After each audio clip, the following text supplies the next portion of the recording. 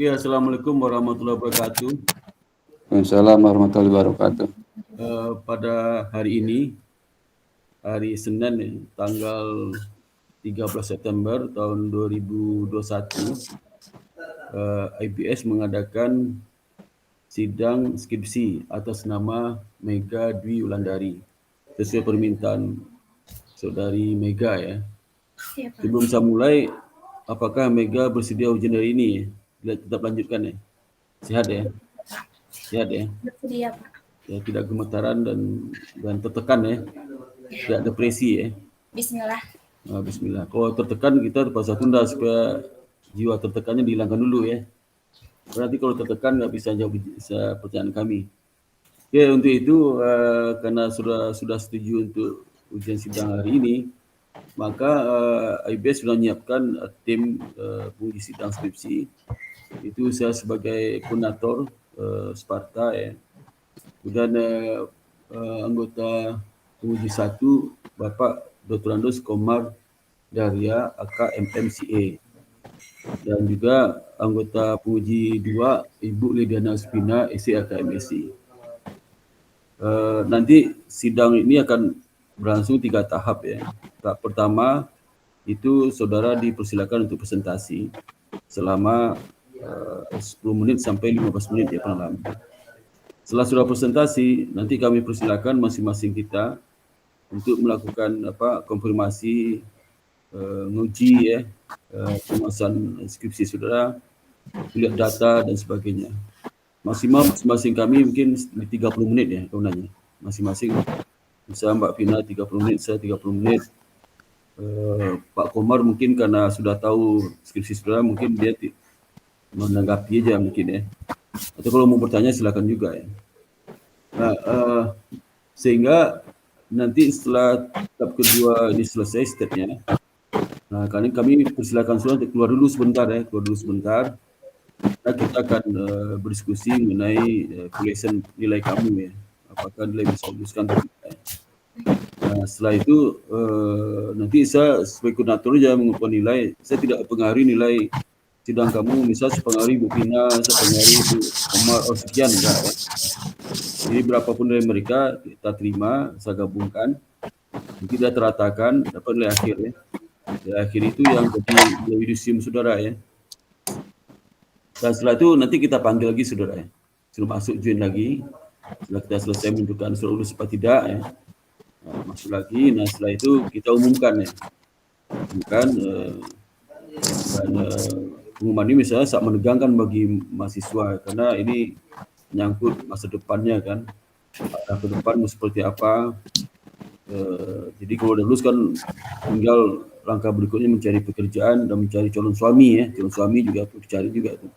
Ya, jangan lupa jam bekerja cari suami dikalakan juga ya Mbak Mega ya.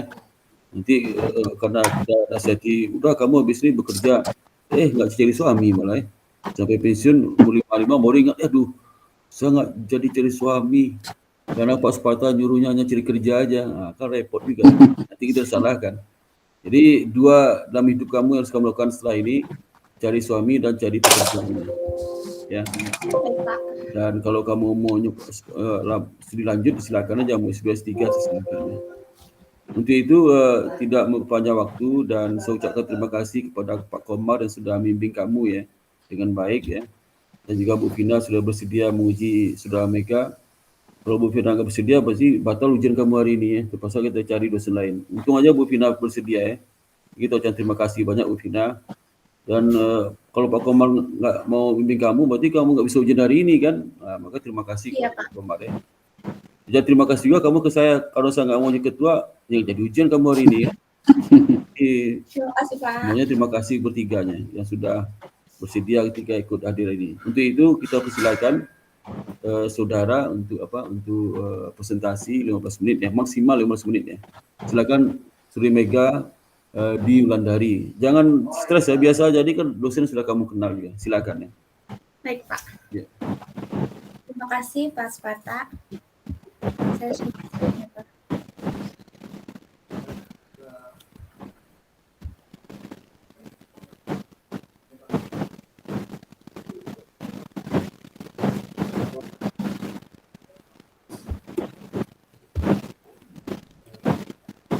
apakah sudah terlihat?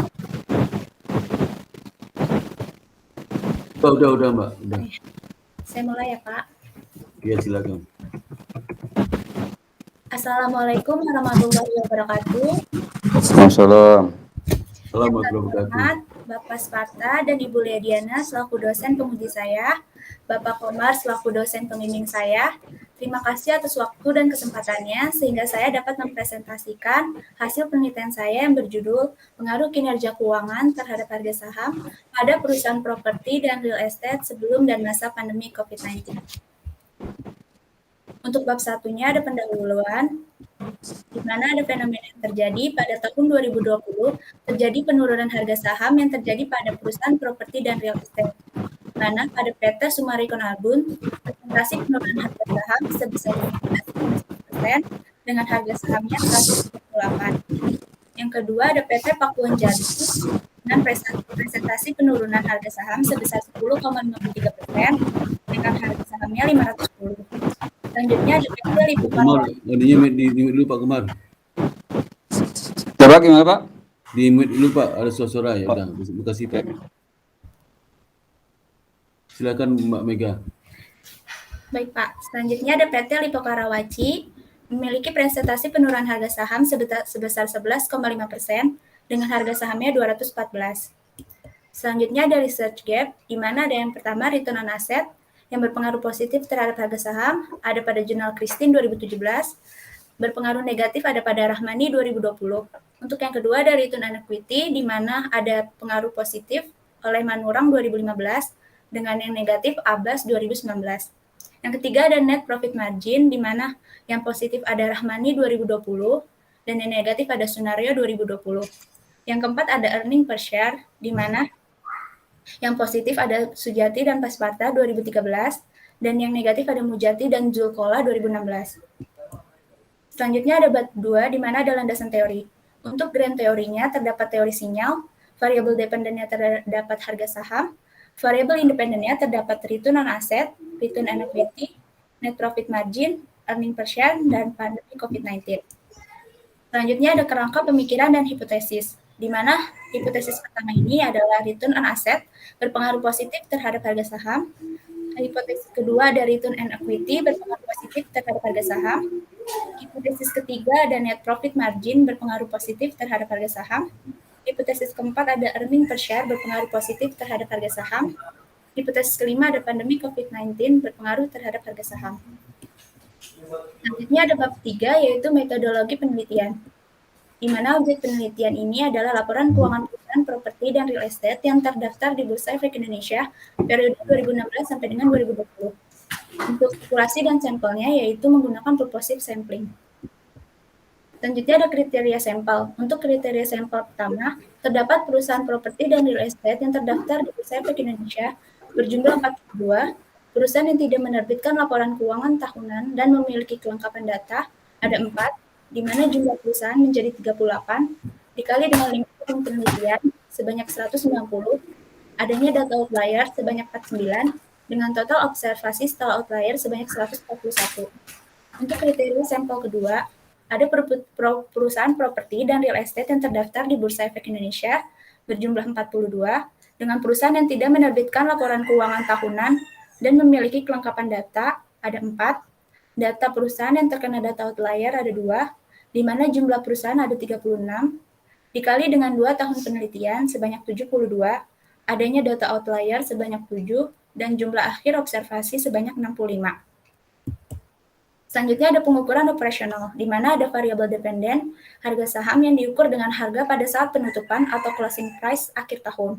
Adapun variabel independen, di mana dari return on asset, dihitung dari laba bersih dibagi total aset, return on equity dihitung dari laba bersih dibagi ekuitas, net profit margin dihitung dari laba bersih dibagi penjualan bersih, earning per share dihitung dari laba bersih dibagi jumlah saham beredar, pandemi COVID-19 dihitung dari variabel dummy, di mana 1 ada masa pandemi, 0 sebelum masa pandemi.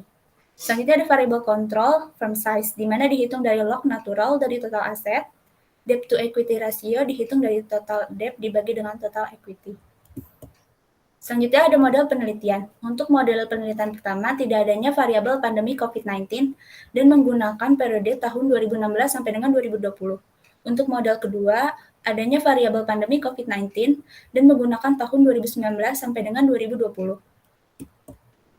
Selanjutnya ada teknik pengelolaan dan analisis data, di mana yang pertama ini ada statistik deskriptif, yang kedua ada analisis data panel, di mana di dalamnya ada uji Chow, uji Hausman, uji Lagrange multiplier, yang ketiga ada uji asumsi klasik, di mana di dalamnya ada uji normalitas, uji multikolinearitas, uji autokorelasi, uji heterokedasitas, dan yang keempat ada teknik pengujian hipotesis, di dalamnya ada koefisien determinasi dan uji T atau parsial.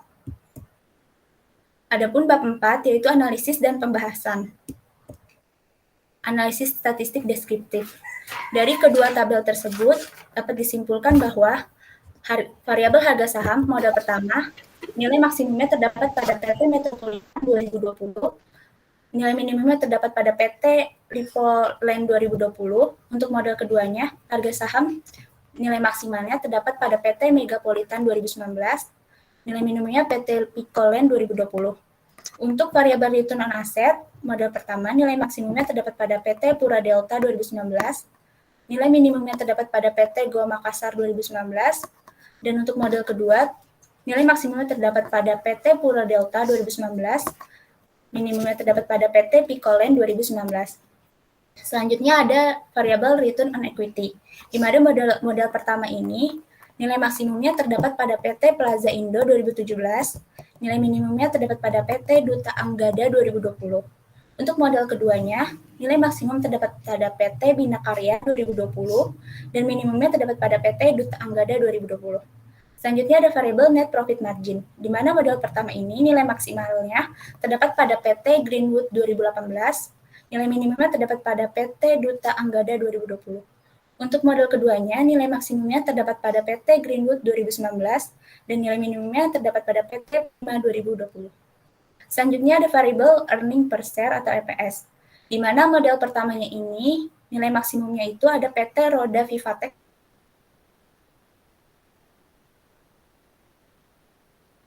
2007.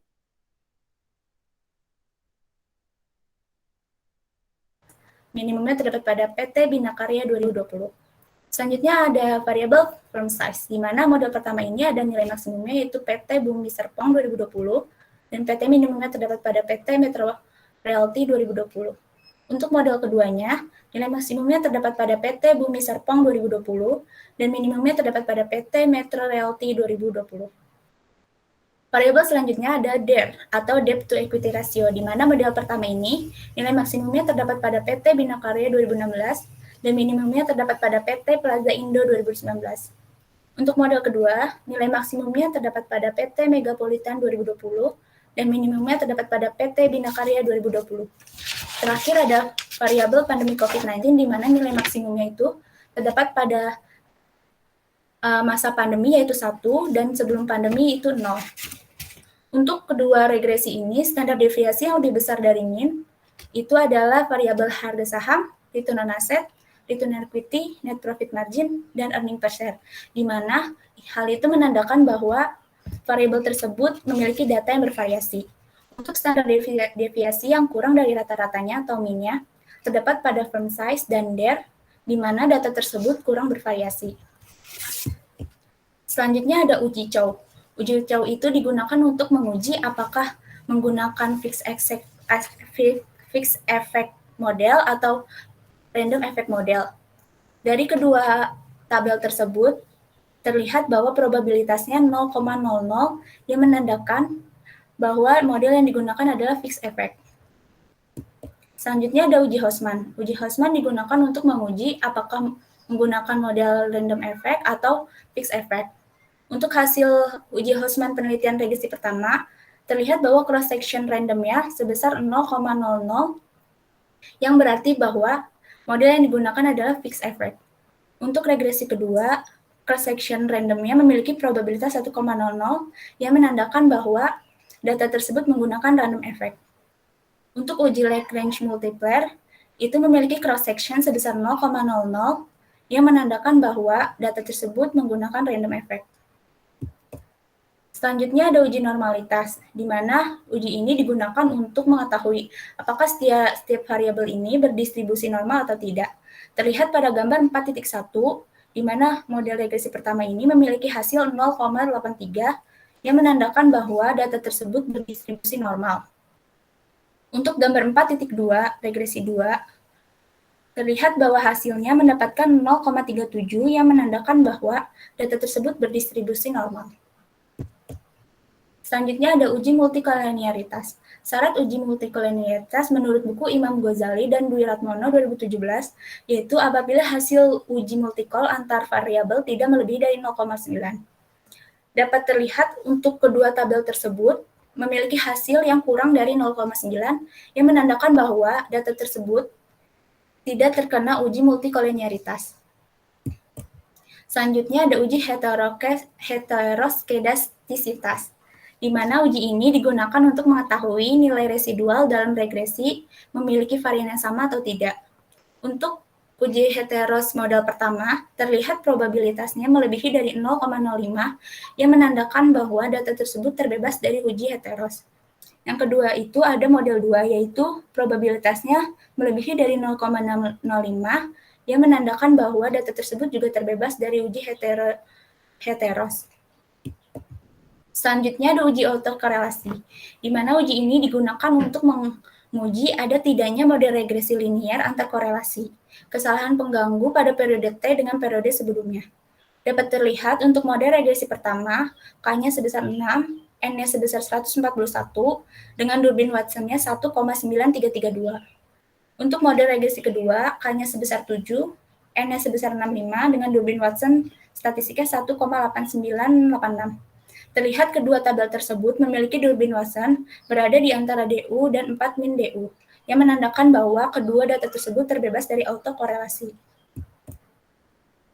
Selanjutnya ada analisis regresi berganda model pertama, di mana return on asset ini memiliki probabilitas 0,0072 dengan koefisien 2,88 yang menandakan return on asset berpengaruh positif terhadap harga saham.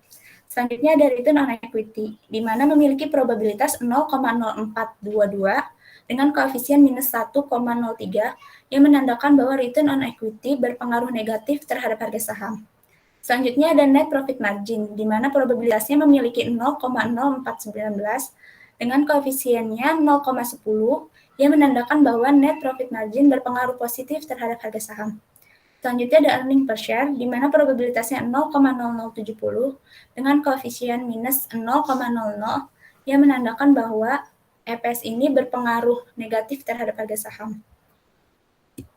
Selanjutnya ada analisis regresi berganda model kedua, di mana return on asset-nya ini memiliki probabilitas 0,15 dengan koefisien 3,10 yang menandakan bahwa return on asset ini tidak berpengaruh positif terhadap harga saham.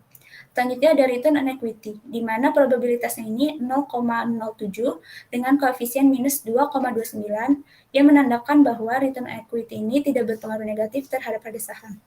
Selanjutnya ada net profit margin, di mana probabilitasnya ini sebesar 0,04 dengan koefisiennya 0,05 yang menandakan bahwa net profit margin ini berpengaruh positif terhadap harga saham.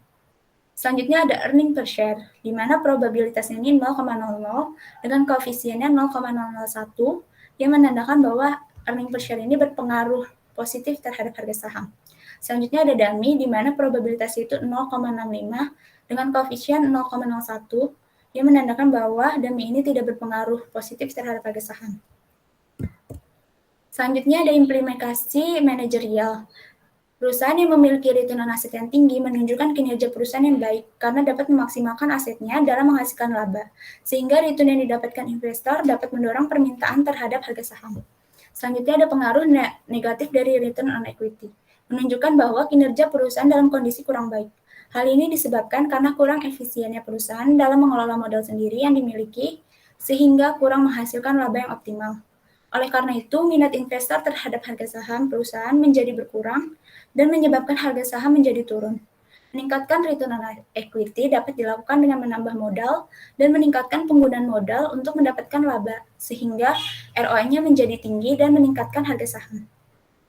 Selanjutnya ada net profit margin yang tinggi, menandakan kemampuan perusahaan dalam menghasilkan laba juga tinggi.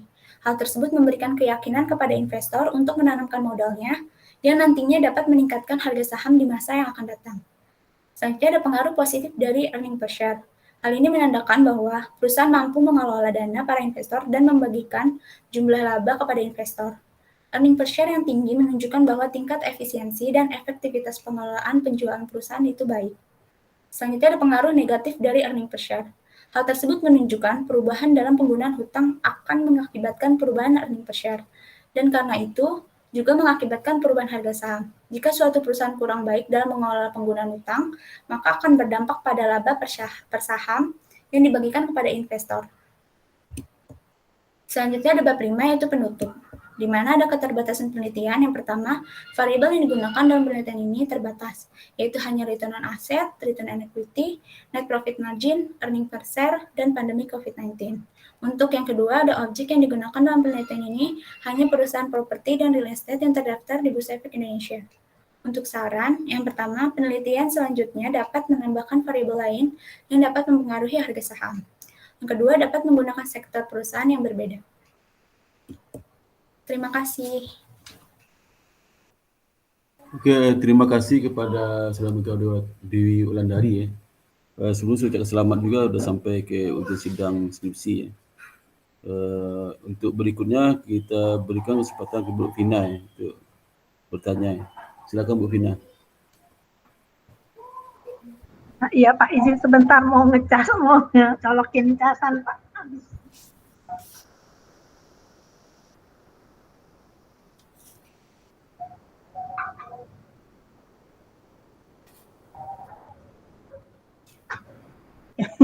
Maaf.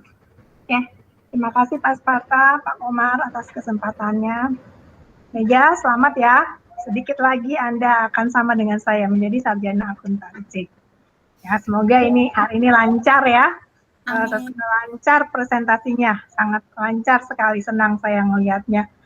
Mungkin karena ujiannya pagi ya Pak Sparta, kalau sore atau malam itu sudah semangatnya sudah luntur seperti itu. Jadi enakan ujian pagi itu yang masih fresh, yang uji fresh, yang ujian juga fresh. Oke, jadi di sini yang Mega teliti itu ada 5 variabel ya. Variabel independen. Variabel independen semuanya dihubungkan dengan harga saham.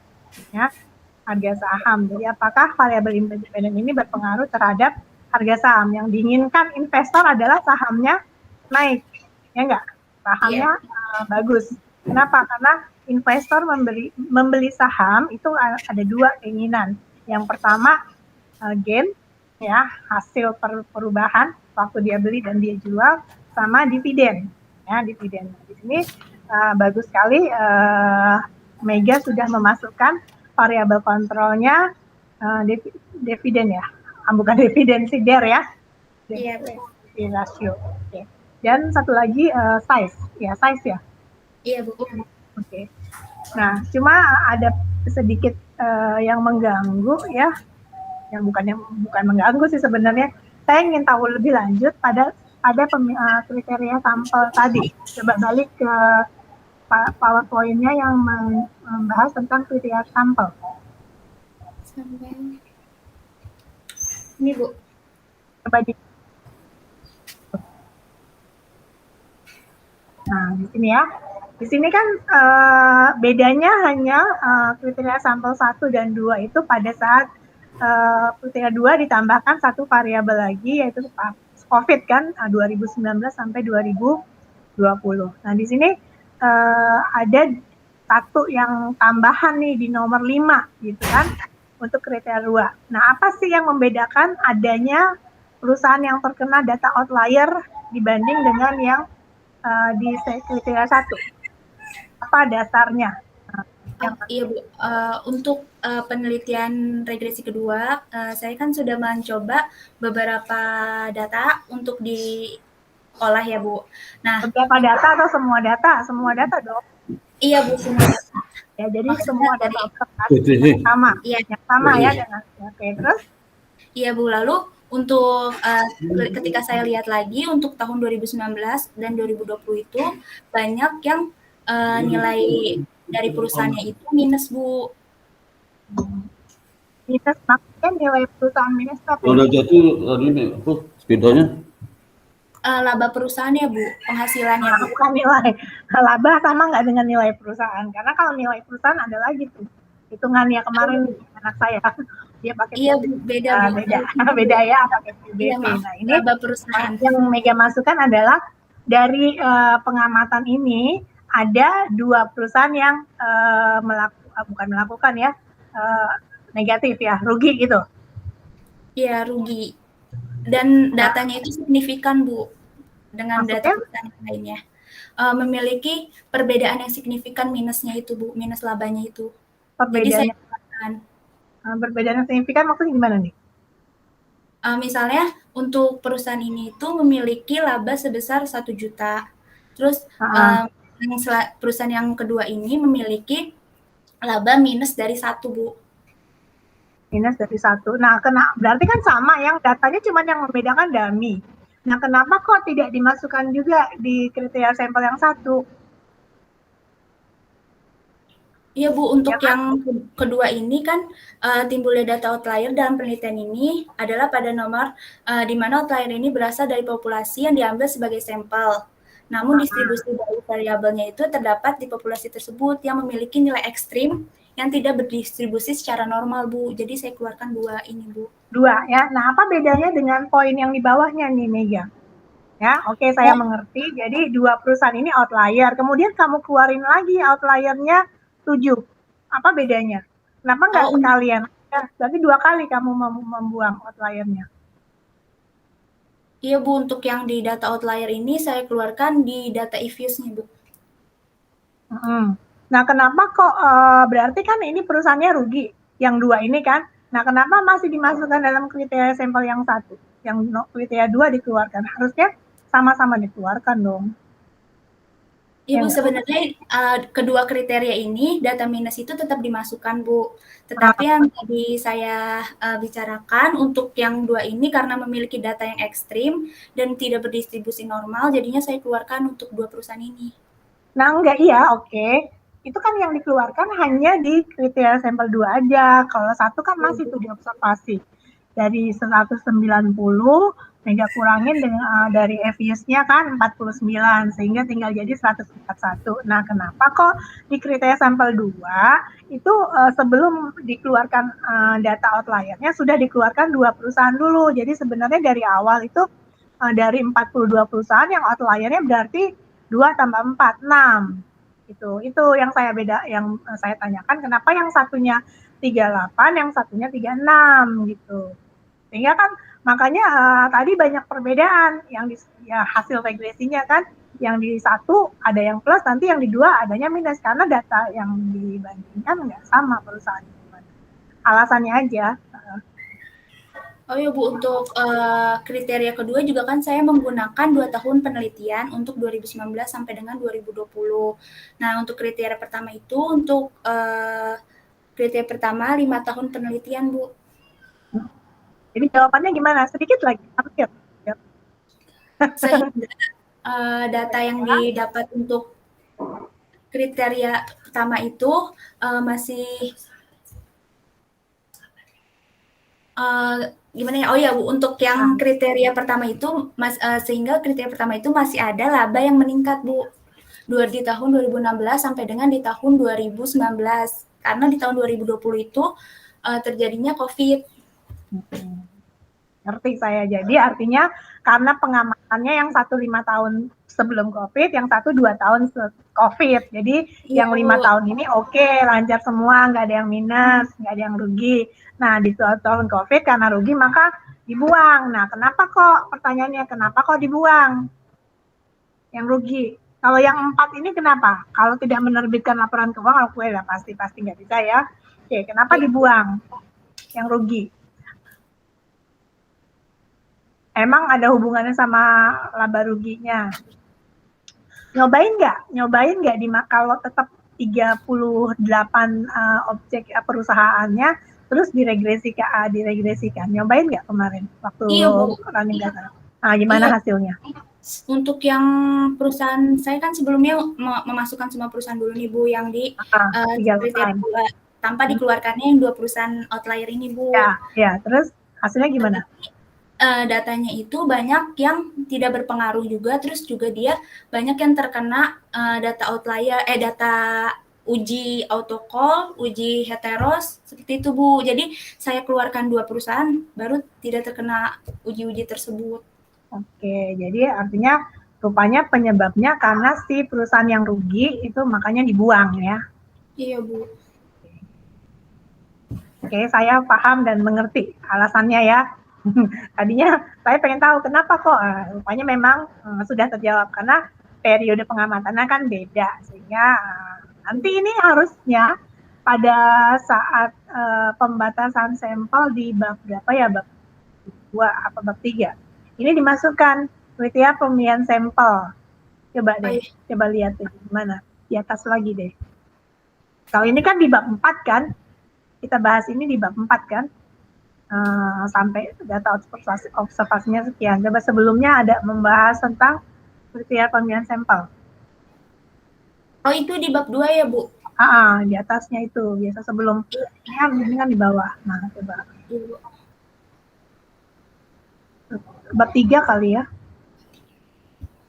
Di sininya, Bu ya? Ada nggak? Ada, Bu. Ada di Word saya, Bu. Iya, nanti di situ ditambahin ya. Iya, Bu. Dijelaskan. Jadi yang pertama itu tambahkan kenapa kok di tahun yang COVID ada dikeluarkan 2 lagi, alasannya ya. Jadi itu dibatasi, saya mengeluarkan karena dia mempunyai laba yang negatif ya, sehingga pembatasannya untuk yang kriteria 1 itu cuma 4, yang kriteria 2 jadi 5 ya, itu. Ya, Bu. Baik, Bu. Sudah terjawab Mega ya, oke. Kemudian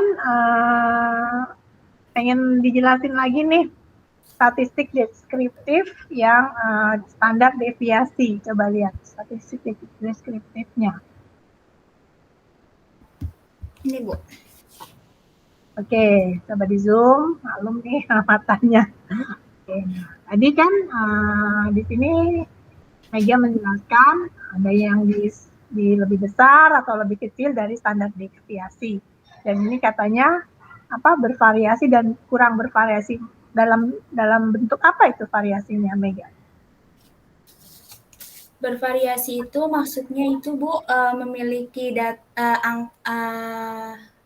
jumlah-jumlah perusahaan yang berbeda gitu loh, Bu. Maksudnya hasilnya yang berbeda-beda. Jadi bervariasi gitu datanya, Bu.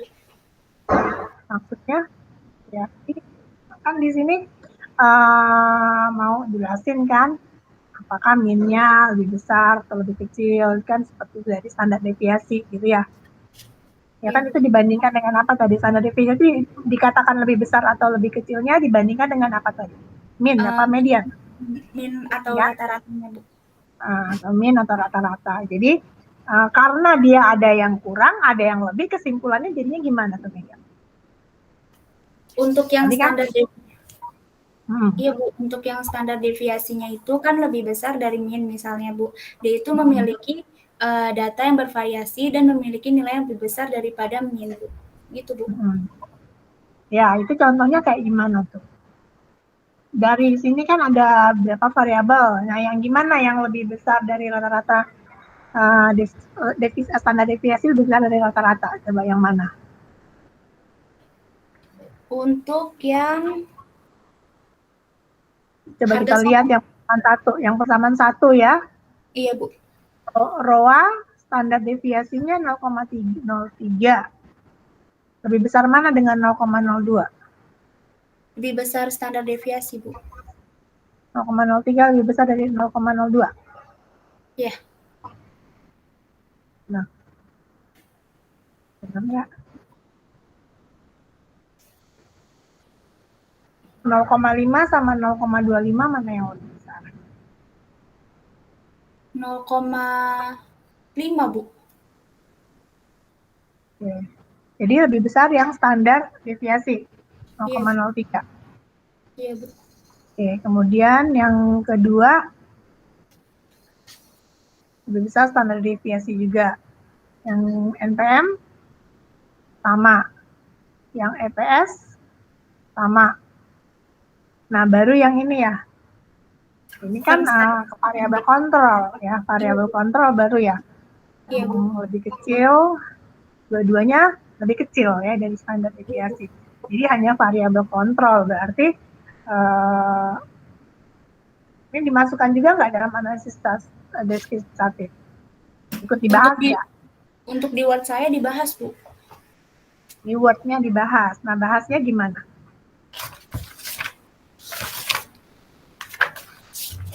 Di Word-nya itu maksudnya di draft skripsi gitu ya? Iya, Bu. Oke. Untuk form size-nya itu kan memiliki nilai min-nya itu Kurang lebih dari kurang dari standar deviasi ya, Bu. Nah, hal tersebut menandakan bahwa form size ini memiliki nilai yang relatif lebih kecil karena nilai standar deviasinya lebih kecil dibandingkan nilai rata-ratanya dan memiliki data variasi yang lebih kecil, Bu. Tidak terlalu banyak. Jadi Gitu, tidak bervariasi ya, hampir sama ya antar perusahaan. Sebenarnya bagusan yang bervariasi atau tidak bervariasi ya? Bervariasi, Bu. Variasi. Oke. Kalau persamaan dua juga sama nggak? Variabel kontrolnya juga lebih Iya, Bu. kecil. Enggak, yang der enggak tuh. Lebih besar tuh. Oh iya, Bu. DR-nya saja, Bu, yang di regresi 2. Beda ya. Oke.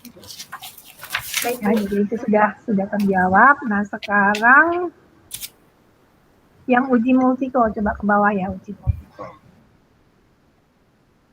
Ini, Bu. Uji normalitas, normal. Nah, tadi apa kesimpulan uji multikonya ini? Kesimpulannya tidak terkena uji multikolinearitas, Bu. Karena, kenapa, Bu? Maaf.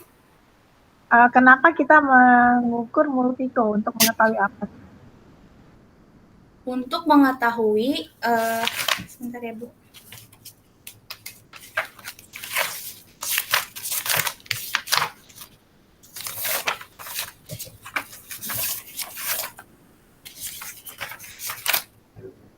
Harusnya udah hafal ya, Meja. Oh iya, baik, Bu. Iya, gimana?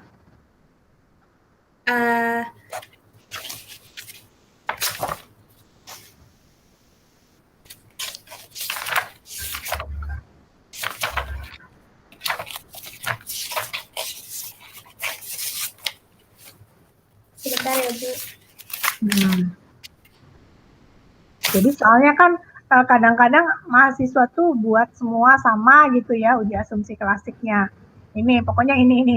Nah, sebenarnya yang kita inginkan kenapa kok masukkan itu gitu loh ya. Ada uji multiko, hetero dan lain-lain. Kalau yang multiko artinya di sini rata-rata berapa katanya? Untuk uji multikol itu tidak lebih dari 0,9, Bu. Kenapa kalau dia lebih dari 0,9? Karena uji multikol itu kan dilakukan untuk mengetahui bahwa tidak ada hubungan korelasi antar variabel bebas dalam model regresi. Jadi apabila melebihi dari 0,9 terjadi masalah serius pada multikol yang dimana terjadinya hubungan korelasi antar variabel bebas dan dalam model regresi. Jadi hubungan serius ya. Iya, Bu. Jadi hubungannya serius banget. Oke, jadi nggak boleh antara variabel bebas ini ada keterkaitan ya, adanya hubungan yang lebih dari 0,9. Kalau 0,9 berarti kita sama aja melakukan dua variabel yang hampir sama gitu ya. Makanya tadi kita cari yang bervariasi. Oke, sudah terjawab. Nah, satu lagi nih, yang terakhir, hasil regresinya. Hasil regresinya, nah ini. Oke, berarti untuk model 1 semuanya signifikan. Iya, Bu. Oke, untuk model 2?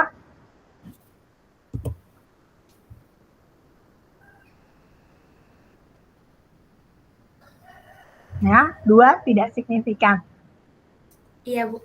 ya 2 tidak signifikan, 2 yang signifikan. Yang tidak signifikan ROE dan variabel dummy. Oke, kemudian pada saat implikasi, gimana implikasi? Untuk implikasi yang mana ya, Bu? Untuk variabel apa? Kita lihat, turunin ke bawah tadi. Yang satu lah. Yang satu, Ini. yang satu. Yang satu. Nah, ini yang kedua ini loh. Jadi sebenarnya kan yang kita inginkan hubungannya adalah yang memberi signal positif ya. Signal positif ini artinya bad news lah ya. Jadi dengan melihat itu kalau harga sahamnya naik berarti bad news, artinya kan perusahaan akan para investor akan tertarik membeli gitu kan. Jadi kalau harga sahamnya turun ya bukan bad news ya, good news ya yang tadi. Kalau yang harga saham turun bad news berarti kan itu memberi sinyal kepada investor jangan beli saham yang harganya turun seperti itu. Nah, sekarang hubungannya hasil penelitiannya Mega di sini kan semuanya positif ya, semuanya positif, sedangkan tandanya ada yang positif, ada yang negatif. Ya, sesuai dengan waktu membuat hipotesis benar yang ROE-nya berpengaruh negatif nggak? Enggak, Bu. Untuk ROE-nya berpengaruh positif terhadap harga saham. Nah, di sini kenapa kok disebut pengaruh negatif? Hasil regresinya memang pengaruhnya negatif, Roy. Hasil regresinya berpengaruh negatif, sedangkan hipotesisnya berpengaruh positif. Nah, berarti dia menolak ya hipotesis. Iya, betul. Oke, menerima hipotesis alternatif. Nah, alasannya coba kenapa? Return on asset-nya itu berpengaruh negatif, Bu. Karena bukan ROE, bukan aset dong, Mega. Return on equity-nya berpengaruh negatif terhadap saham. Oke, terus? Itu dikarenakan itu karena kinerja perusahaan dalam kondisinya kurang baik, Bu. Karena hal ini disebabkan kurangnya efisiensi perusahaan dalam mengelola modal sendiri yang dimiliki, sehingga laba yang dihasilkan itu kurang optimal, Bu. Dan hal itu yang menyebabkan harga sahamnya itu turun.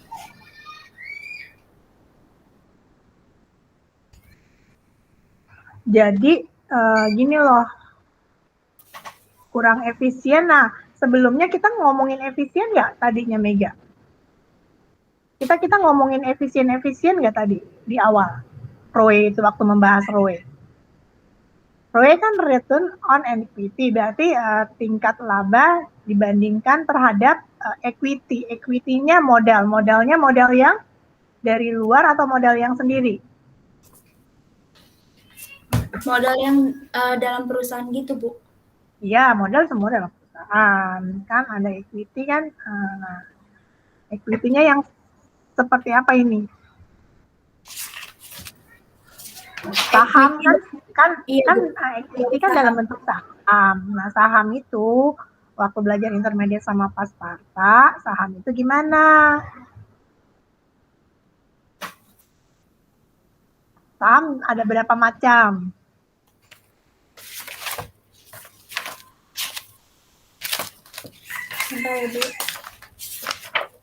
Dibahas nggak tentang saham ya, di atasnya waktu ngomongin ROE?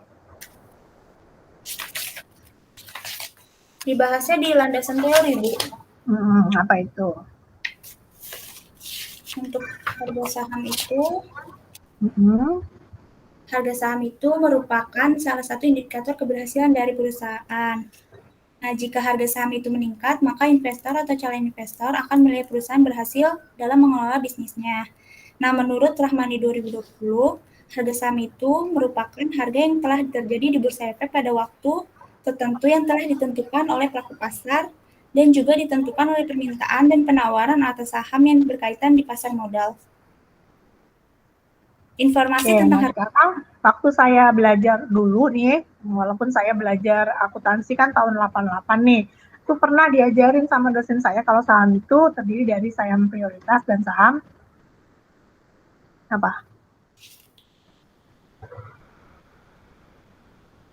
Saham preferred share sama common share.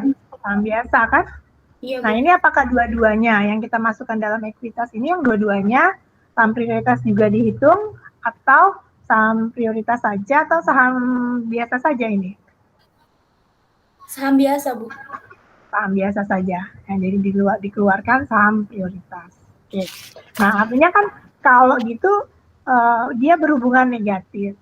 Ya, jadi berhubungan negatif kalau jumlah sahamnya makin besar, jadi ROE-nya makin kecil. Ya enggak? Iya, Bukan ROE-nya. Ya, ROE-nya makin kecil kan? Kalau jumlah saham sendirinya makin besar, ROE-nya makin kecil. Nah, ROE yang kecil ini akan menyebabkan si harga jadi naik gitu. Nah, ini seperti ini yang saya inginkan gitu loh. Jadi nggak ada hubungannya dengan efisiensi. Kita kan nggak ngomongin efisiensi. Sekarang kan Mega membahas tentang return dan equity gitu loh. Baik, Bu. Yang ini aja nih implikasinya agak ngeganjel saya di sini. Kenapa? Karena sebelumnya kita belum nggak ngomongin tentang si efisien gitu.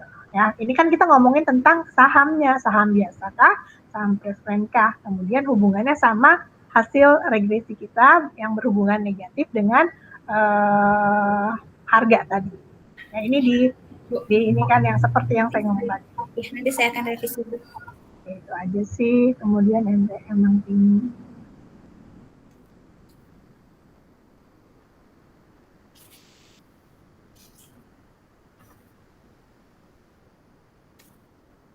Nah, ini kok yang satu ada pengaruh EPS positif, pengaruh EPS negatif. Kita mau, ini gimana maksudnya ini? Itu, Bu, untuk regresi pertama EPS itu positif, dan untuk regresi 2 EPS itu berpengaruh negatif. Ini dua-duanya sama-sama signifikan ya, makanya dibuatkan di sini. Iya, Bu. Signifikan positif dan negatif.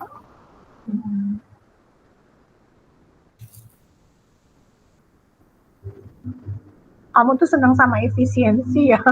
Ini efisiensi lagi, beneran ini efisien.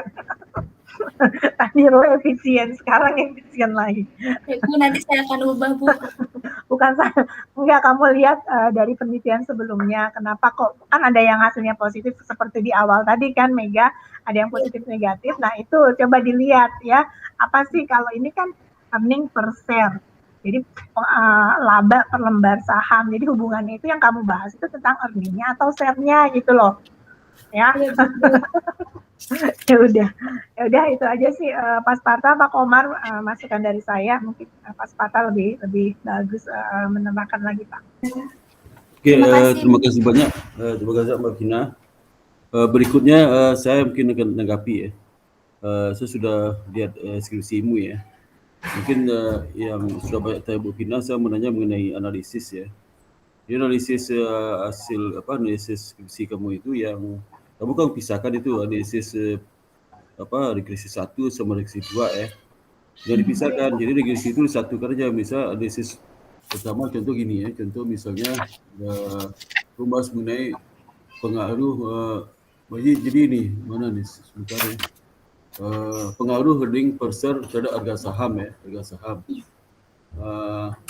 Jadi kamu jangan bisa pengaruh besar terhadap harga saham regresi 1, regresi 2, satu aja. Jadi satu kan nanti. Oh iya. Nomornya itu jadi 1 ya Pak, nomor 4 dan 5 itu. Dia pengaruh aja terhadap harga saham regresi 1 dan 2 kan. Sudah 2. Itu hasil kamu bandingkan nanti ya. Saya bandingkan gimana nih 1 2 ini ada bandingkan kenapa gitu ya. Misal regresi 1 itu kamu katakan sini regresi 1 gimana? Contoh di sini regresi 1 positif, signifikan. Bisa sama ya, sama. Itu mau jelaskan. Ya, kita nggak beda. Yang kalau dia beda satu juga ini 483 kok ada 4.8 jadi kalau mulai 4.8 berapa? 4.8 2 4.8 4.1 kamu kan bisa kan pengaruh itu. Jadi satu aja. Pengaruh itu satu penjelasannya pengaruh itu non aset terhadap harga saham. Udah satu aja bisa berdasarkan hasil regresi 1 jadinya apa itu? Positif ya. Iya baik Pak. Mana nih? Coba dia yang hasil regresi coba lihat di itu hasil regresinya. Mbak. Halo Mbak. Iya Pak, ini Pak.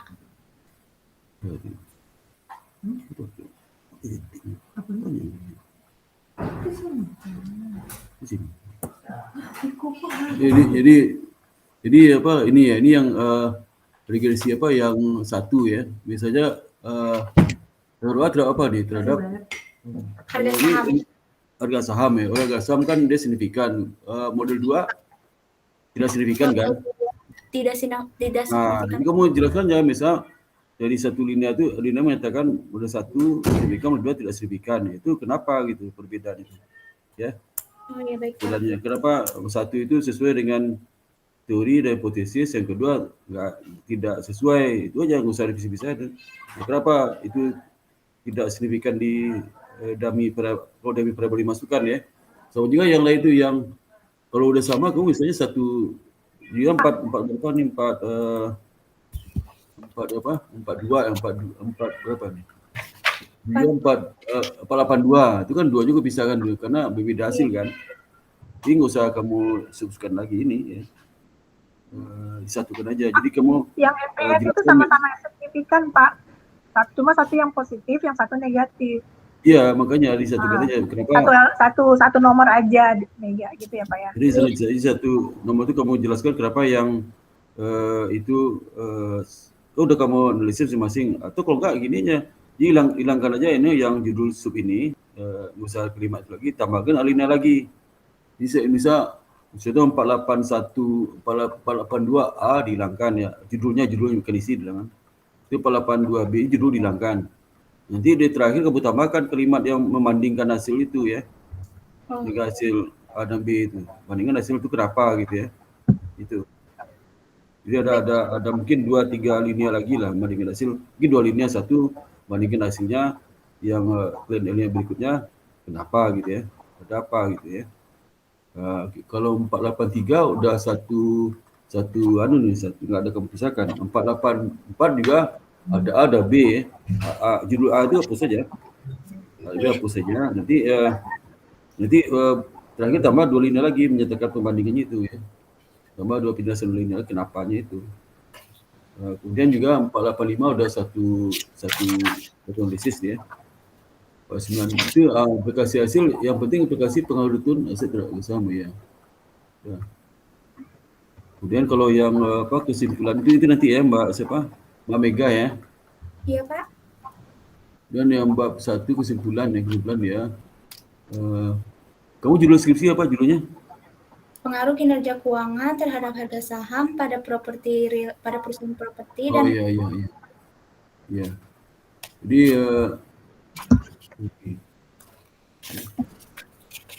negosiasi ini apa?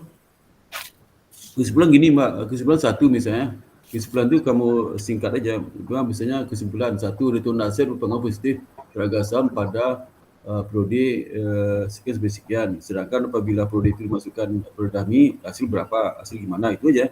Hasil signifikan cukup itu aja. Dan return equity berpengaruh negatif terhadap harga saham periode sekian. Apabila periode dummy dimasukkan untuk profit no profit, dengan masukkan COVID bandinggan 2019, hasilnya tidak signifikan, itu seperti itu ya. Singkat aja. Ya, baik. Dan untuk usaha penelitian, ya ada 2 keterbatasannya. Penelitian ini dengan harga saham hanya menggunakan return aset. Oh ya, pandemi juga signifikan ya? Pandemi tidak signifikan positif Pak. Hanya menggunakan pada return aset. Oh iya. Objek penelitian yang menggunakan perusahaan properti. Iyalah, jadi dah itu aja ya.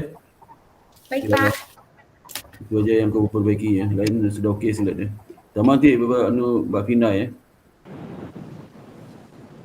Oh iya, satu lagi Pak. Itu kan kita ngomongin tentang perusahaan properti nih. Mungkin kesimpulannya kita kaitkan juga dengan perusahaan propertinya gimana? Oh iya. Jadi analisis kan itu belum kita ngomong-ngomong Pak ini perusahaan propertinya. Analisis juga belum ada, analisis tidak. Iya. Industri properti itu ya. Jadi kan kalau seperti ini properti nanti bisa di bidang lain gitu selain properti. Jadi munculkan kesimpulan, analisis dan kesimpulannya tentang properti ini, Mega. Baik Bu.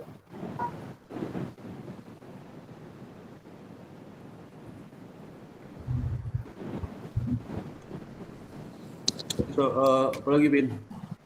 Udah Pak, itu aja kayaknya. Udah bagus kok ini, keren, Mega keren. Sesuai dengan IPK-nya Pak, 3,6. 3,6 berapa Mega? 3,61. Oke. Kelihatan Pak, lancar gitu. Oke. Nggak bisa. Pak Kumar, silakan Pak Kumar. Ya, sedikit aja. Kemarin sudah jelas repetisi ya kita ya. Bagus lancar. Try out ya Pak ya. Lancar sekali nih. Pak pembimbing yang baik. Kelengkapan kemarin kan belum dilihatkan Mas, abstraksi ada udah, abstraksi. Sudah Pak. Nah, bahasa Inggris, bahasa Indonesia, dua bahasa ya. Iya Pak, baru bahasa Indonesia yang saya buat Pak. Oke. Terus selain gap analysis juga ada nggak di bab 1 yang peneliti terdahulunya? Perbedaannya beda dengan peneliti terdahulu. Ada Pak. Untuk menunjukkan bahwa seolah-olah kita tuh original, belum pernah ada orang meneliti seperti itu kan. Ya. Berapa ini bedanya dengan berapa jurnal? Untuk yang research gap-nya Pak. Yang di bab satunya, Untuk di bab satunya ada perbedaannya itu, penelitian saya itu menggunakan perusahaan properti dan real estate. Selanjutnya juga menambahkan variabel kontrol di mana ada firm size dan debt to equity ratio Pak. Bedanya dengan penulis siapa ada di situ penulisnya? Penulis Rahmani 2020 Pak. Oh udah ada ya. Oh iya, udah ada berarti kan? Udah Pak. Oke. Grand teori waktu itu apa? Teori sinyal Pak. Oke. Udah penjelasannya kenapa pakai teori itu teori sinyal itu di mana? Udah ada. Udah ada Pak. Di mana di bawahnya di bab 2 juga? Di bab 2. Oke, yang paling penting lagi adalah kelengkapan daftar pustaka. Jurnal internasionalnya ada berapa? Untuk jurnal internasionalnya ada 3. Sama lagi kalau bisa. Terus itu jurnal-jurnal dosen IBS, pas Sparta banyak tuh ya. Masa nggak tahu ya, boleh sampai nggak ada itu fatal nih. Itu penentuan lulus enggaknya hari ini tuh. Ya, ada nggak? Ada Pak, ada tuh. Pas Sparta ada Pak untuk basis earning per share. Oke, Bu Lady juga ada ya? Belum Pak, saya belum Pak. Oh belum. Padahal saya juga ada tuh tentang itu. Nanti saya akan Pak, nanti saya akan cari lagi. Ya cari. Ya, itu segitu aja Pak Sparta dari saya karena udah tahu saya isinya. Oke, baik Pak Komar. Oke, Mbak Mega, mohon maaf izin aku boleh dulu ya sebentar ya. Oh ya, baik Pak. Ya, kita mau diskusi hasil ya. Saya izin dulu ya Pak. Ya, Mega silakan. Nanti masuk lagi jauh-jauh ya, nanti dipanggil lagi sama Mbak Devita soalnya. Baik Bu, permisi ya Pak.